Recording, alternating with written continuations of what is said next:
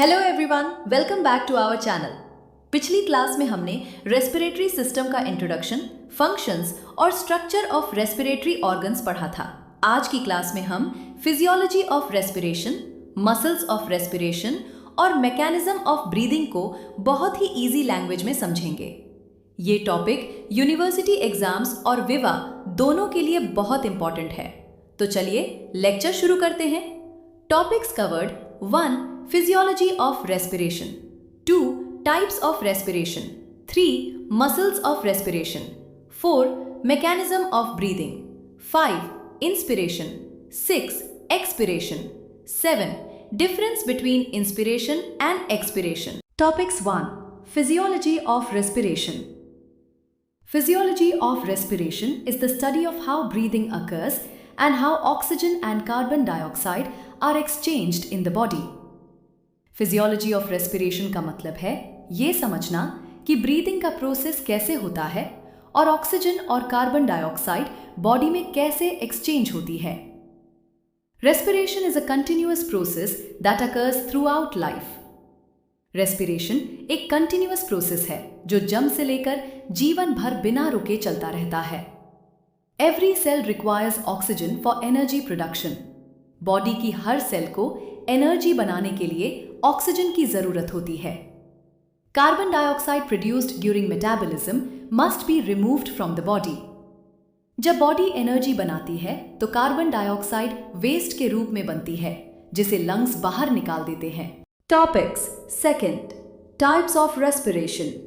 There are two types of respiration: external respiration and internal respiration. A. External respiration. External respiration is the exchange of gases between the lungs and blood. External respiration में lungs के alveoli और blood के बीच oxygen और carbon dioxide का exchange होता है। B. Internal respiration. Internal respiration is the exchange of gases between blood and body tissues. Internal respiration में blood और body cells के बीच ऑक्सीजन और कार्बन डाइऑक्साइड का एक्सचेंज होता है। Topics third, muscles of respiration. Breathing is carried out by different muscles known as respiratory muscles. Breathing सिर्फ lungs से नहीं होती, इसमें कुछ मसल्स भी हेल्प करती हैं जिन्हें रेस्पिरेटरी मसल्स कहते हैं। A. Diaphragm. The diaphragm is the main muscle of respiration.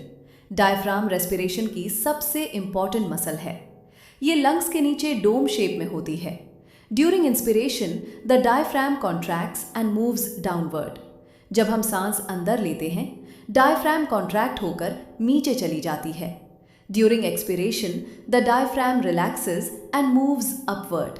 जब हम सांस बाहर निकलते हैं, diaphragm relax होकर ऊपर आ जाती है। B. External intercostal muscles. These muscles elevate the ribs during inspiration. ये मसल्स रिब्स को ऊपर उठाती हैं जिससे चेस्ट एक्सपैंड होती है और हवा लंग्स के अंदर जाती है। C. Internal intercostal muscles. These muscles help in forced expiration. ये मसल्स जबरदस्ती सांस बाहर निकलने में हेल्प करती हैं जैसे कफ या एक्सरसाइज के time. D. Accessory muscles. Accessory muscles assist in deep और difficult breathing. जब नॉर्मल ब्रीदिंग से ज़्यादा मेहनत करनी पड़ती है तब एक्सेसरी मसल्स हेल्प करती हैं। Topics 4. Mechanism of breathing. Breathing consists of inspiration and expiration. Topics 5. Inspiration. Inspiration is the process of taking air into the lungs. Inspiration का मतलब है lungs के अंदर हवा लेना। The diaphragm contracts and moves downward. Diaphragm contract होकर नीचे चली जाती है। The ribs move upward and outward. Ribs ऊपर और बाहर की तरफ मूव करती हैं। The chest cavity increases in size. Chest cavity बड़ी हो जाती है। The pressure inside the lungs decreases. Lungs के अंदर प्रेशर कम हो जाता है। Air enters the lungs. Pressure कम होने की वजह से हवा लंग्स के अंदर आ जाती है। Topic 6. Expiration. Expiration is the process of removing air from the lungs. Expiration का मतलब है लंग्स से हवा बाहर निकालना। The diaphragm relaxes and moves upward. Diaphragm relax होकर ऊपर आ जाती है। The ribs moves downward and inward. Ribs नीचे और अंदर की तरफ आ जाती हैं। The chest cavity decreases in size, chest cavity छोटी हो जाती है।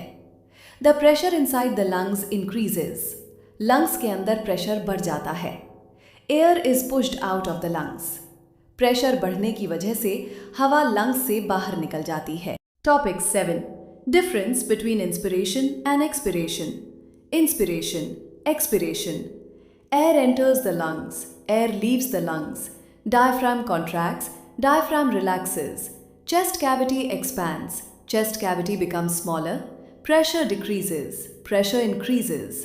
Active process, normally a passive process. Inspiration में हवा अंदर जाती है, diaphragm contract करती है और chest expand होती है।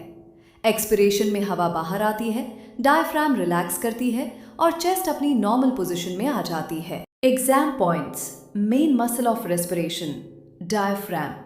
External respiration, lungs, blood. Internal respiration, blood. Body tissues. Inspiration, air enters lungs. Expiration, air leaves lungs. Normal breathing rate in adults, 12-20 breaths minute. Important Viva point. आज हमने physiology of respiration, types of respiration, muscles of respiration और mechanism of breathing को detail में समझा। Part 3 में हम pulmonary ventilation, pulmonary circulation, exchange of gases और carriage of oxygen and carbon dioxide को इसी English plus easy Hindi teaching style में डिटेल से कवर करेंगे।